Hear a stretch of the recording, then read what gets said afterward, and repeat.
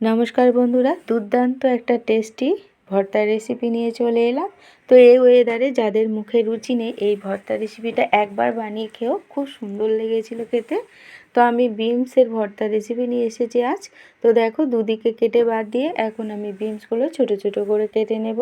তো সব বিনস আমার একইভাবে কাটা হয়ে গেছে। এখন আমি হালকা সিদ্ধ করে নেব। তো সিদ্ধ করার পরে মিক্সির জারে দিচ্ছি পেস্ট করার জন্য। তো দুটো কাঁচা লঙ্কা দিয়ে দেব, অল্প আমি এখানে লবণ দেব, আর অল্প এখানে আমি হলুদ দেব। তো তোমরা কিন্তু শিলনোড়াতেও বেটে নিতে পারো। তো ভর্তা রেসিপি শিলনোড়ায় বাটলে বেশি সুন্দর হয়। তো আজকের আমি মিক্সিতে পেস্ট করে নিচ্ছি। তো দেখো, আমি কিন্তু এখানে কোনো জল দিইনি, জল ছাড়াই আমি পেস্ট করে নিচ্ছি। তোমরা কিন্তু চেষ্টা করবে জল না দিয়ে কিন্তু পেস্ট করার। তো এখন আমি কড়ার মধ্যে তেল দিয়ে একটা বড় সাইজের পেঁয়াজ আমি বেরেস্তা করে নেব। আর এই বেরেস্তা দেওয়ার জন্য ভর্তার মধ্যে দারুণ একটা টেস্ট হয়েছিল।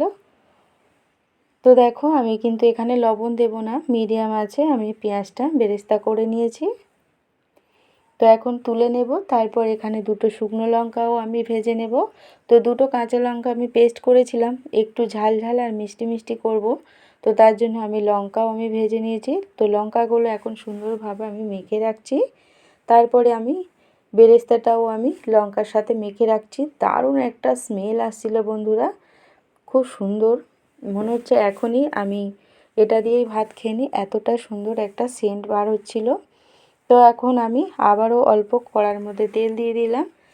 তো তারপর এখানে আমি কালো জিরে দিয়ে দিলাম। তোমরা কিন্তু চাইলে সর্ষের তেলে করতে পারো। ভর্তা রেসিপি সর্ষের তেলে আরও সুন্দর টেস্টি হয়। তো আজকে আমি সাদা তেলে করছি। তারপর এখানে গ্রেট করা 5 কোয়া রসুন আমি দিয়ে দিয়েছি। তো রসুনটা এখন লাল লাল হয়ে গেলে তারপরে এখানে আমি বিনস পেস্ট করা দিয়ে দেব। তো বিনসটা দিয়ে কিন্তু এখন আমি মিডিয়াম আছে সুন্দরভাবে আমি নাড়াচাড়া করে নেব। তো ভর্তাটা একটু টাইম লাগে, আমি এখানে 10 মিনিট মতন মিডিয়াম আছে দেখো নাড়াচাড়া করে নিয়েছি। তারপর এখানে আমি আবারও পরিমাণ মতো লবণ আর হাফ চামচ চিনি দিয়ে দিলাম। তো আমি কিন্তু পেস্টের সময় অল্প লবণ দিয়েছিলাম, তোমরা কিন্তু পরিমাণ বুঝে তারপরে লবণ দিও। তো চিনি ও লবণ দিয়ে সুন্দরভাবে মাখিয়ে নিয়েছি। তারপরে বেরেস্তা ও লঙ্কাটা আমি দিয়ে দিলাম, দিয়ে সুন্দরভাবে মাখিয়ে নেব।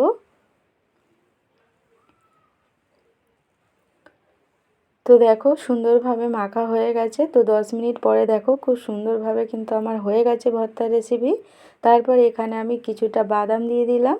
তো এই বাদাম দেওয়ার জন্য আরও সুন্দর দারুণ টেস্টি হয়েছিল বন্ধুরা। তো আমি এখন পরিবেশন করব, তার জন্য বন্ধুরা আমি প্লেট এখানে রেডি করছি। তো দেখো, এখন আমি ভর্তার রেসিপিটা নামাবো প্লেটের মধ্যে।